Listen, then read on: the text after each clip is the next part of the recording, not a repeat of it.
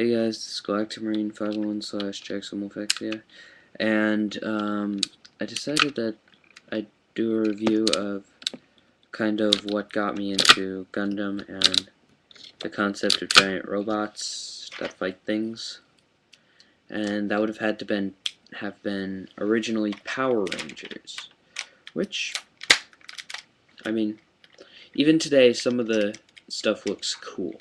I mean, it looks cool. This show kind of stinks, but yeah.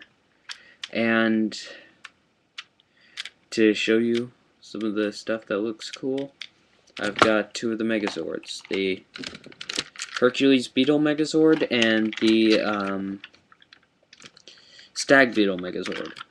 Now, oh wait. Hang on. The Stag Beetle Megazord. Now, unlike most Megazords, now I'm not sure if this appeared in the American or the Japanese, but this was in the instructions that I saw online. There was the Beetle, it was like the Beetle Carrier or the Beetle Train or something. I couldn't read it because some of the instructions were in Japanese. Yeah, they didn't have the English instructions. But I just used the pictures, so whatever.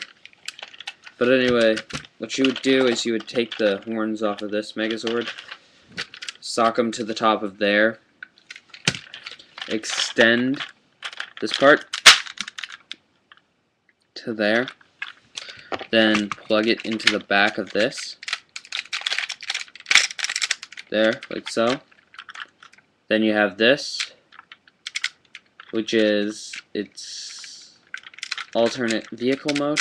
Oh yeah, and also when it was in normal mode, the cannon would be pointing up. Then you pull the cannon down now. So it's got a big cannon on the front. So it's two Gatling guns, a gun up here, right there, and pincers that can't do anything. But oh yeah, and you're also supposed to spread the pincers out to go over the Gatling guns. So I think. But anyway, on to the next form. Take off the pincers again. Or I take off the pincers. You can put them back on at the end. I put them back on at the end, is what I do. And make sure that's flush. Now the thing is, these guys were made to be a double gimmick Megazord, because, I mean... Yeah, that just launched. Yep, they're both extended now. I'll actually combine them at the end now, because that was kind of weird. Yeah, then you pull these out, making the arms. You push the cannons down, like so.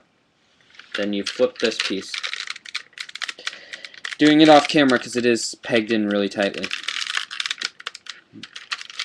These Zords were really well made back then. They could take a lot of play and still come out looking good. Now, the thing is, I really don't want to split this guy, because these Zords had an extra feature. They were able to basically split in half, and they were able to become parts for the normal Megazord to armor it up or something. I don't remember what it looked like armored up. I haven't seen either of the shows in quite a while, so I'm not sure, but these guys were made to be artillery for the other one, just sort of like, I've heard that the new show, they have alternate Zords that they find every now and again. I'm pretty sure they have about 7 of them now, which is kind of odd.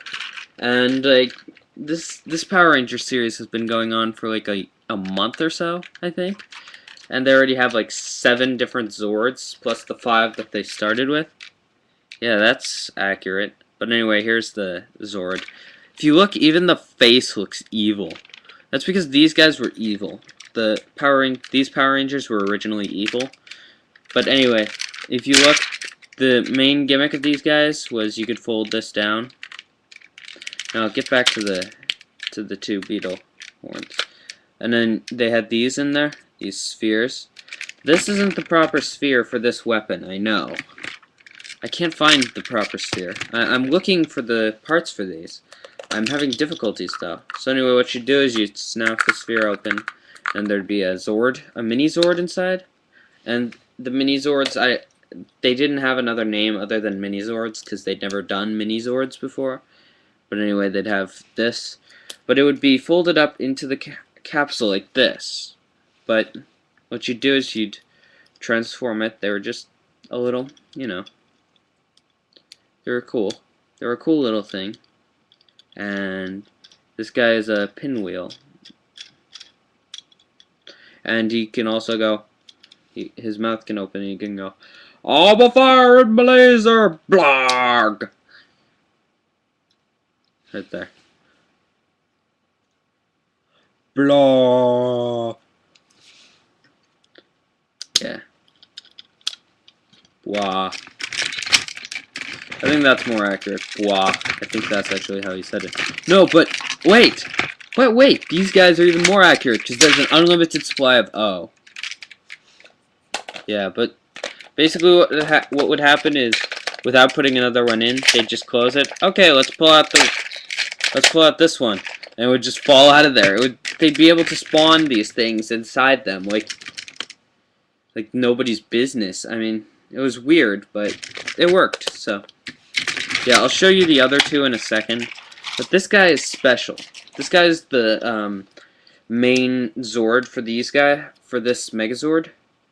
The reason being, you can split these horns, and they actually connect to this and make a weapon the Zord can use. You attach them to the back of this guy. And most of these guys just sat in the hands. This guy, I think, is the only one that combined with the Zord. But anyway, and then you had this thing, which is an even more dangerous looking pinwheel flower. Now, most of these had a type of Zord mode. I could never find out what this guy's was. I knew he was some type of pinwheel flower thing. I mean, I think his origin may lie somewhere in the realm of Plants vs. Zombies, but I mean, I don't know, because it's the most ridiculous Zord I think I've ever seen. But anyway, this also could be the Blue Ranger's weapon from the normal size. This is basically his weapon, a different color, but it's his weapon. He had basically a claw that he used as a weapon. It was his human-sized weapon. So anyway, let's get into the next two Zords. Let's do this one, because this one's a pain in the butt. No, you know what, let's do this. Let's save that one for last, because it's also the best. This is a very nice ball. I can't tell if you can tell, but it's got a little red. Like, when light hits it the right way, it's got a little red shininess in the white. But anyway. Pop. Then you get this. It's a kitty. Actually, it's a lion, but still, it's a kitty. Then you pull out, you can transform this into, whereas the other one had pinwheel flower mode and pinwheel flower beetle horn mode, which both were basically the same. This one has a lion mode. This is how most of them were. They had an animal mode, and then they had their weapon mode, and then their collapsed mode that went into the thing. But anyway, what you do is you fold the lion legs back into here, which is not the way you close it up, by the way. I found that out the hard way. I almost broke off one of the legs one time. Actually, I bent it up really badly. It's still bent up today, after trying to fix it. Then you pull this handle down, and it becomes a lion Gatling gun. Yup. Except he had to stop after every few rotations, because he would be like, hang on, wait, I'm dizzy. Then, they'd keep going, and then, if they kept going, then they'd run up to the guy and have the lion puke on him. Haha! Kitty puke attack. That would be funny, actually. If that was actually a thing. Wait. Knowing Japan, it probably is somewhere. Oh, Japan. You're so weird, yet we love you. Yeah. Okay, I'm not actually even gonna transform that one back. Yeah, and then there's also this guy, who, he's one of my favorites, but he's also one of my least favorites. Arguably for the same reason. Now, I'm gonna get this guy transformed the easiest way possible into his animal form, which is to have this chain thing sticking out of his butt. Don't know why they put that hole there, but hey. Yeah, this is his collapsed mode, basically, without the chain sticking out of his rear. He did have this chain problem in the show. Now, actually, I try really hard with it in there. Probably fix it up. Here. We're doing good, we're doing good. There. Now this is actually the closed form in the show. It's actually pretty nice. And I don't know why they put this hole back here. Probably so you could get it in. Maybe they needed a way for it to vent out. Or maybe this had another thing they combined with. That would be cool, but I don't know what. I think there was actually one that had like a spike that shot out. Maybe the spike went into here and something. I mean, I could watch the show again and find out, probably, but... Anyway, here's the head of... Here's the turtle in turtle mode.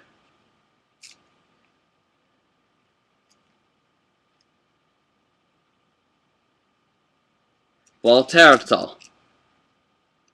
There you go. And then it turned into Megazord weapon mode. And what you'd do is you'd rip the turtle's head off and pull out his tendons, which his tendons on this guy are a gold chain. Now we know how gangsters get their bling. But anyway, this gold chain you could. Woof. This is actually the most deadly of the. Ow, Megazord weapons. Because it's these points, though they're made of a more rubbery plastic, they're not totally dull. I mean, I could still hit somebody with that and that would hurt. It wouldn't puncture skin because it's really flat. These are even flatter than some of the Gundam points that they shaved down. Actually, speaking of which, I found some version up parts for the this is funny. The 1 to 144th high grade Zaku, the Zaku Warrior, the seed version, the ones that I reviewed. You remember how I commented on the fact that the Zakus had, in the 1 to 144th scale, had really nubbish horns. Like the horns were really sort of pathetically pushed in. Like they were pathetically small compared to the 1 to 100. They actually make parts to fix that. They have Ray Zabarel's, Heine Weistenfluss. I've never been able to say his last name because I hate the guy. But anyway, here's his. You know why I hate Heine? Because, I mean, he says, don't forget that you're in combat. If you forget, you will die. I've paraphrased that a little bit, but still, it's the same thing. And then he's the one that forgets he's in combat and dies. He's the one who gets distracted and dies.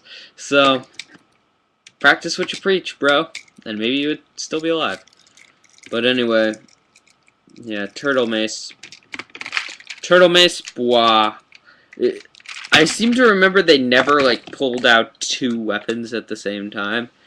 Except if they were these two that combined into one. I remember there were a few that did that. Like, I think it was number 5, number 10, and number 6 or something. I don't remember what it was, but they had different weapons that combined, I think. And the mini Zords were... I'm pretty sure at the time they had, like, a collectible series for mini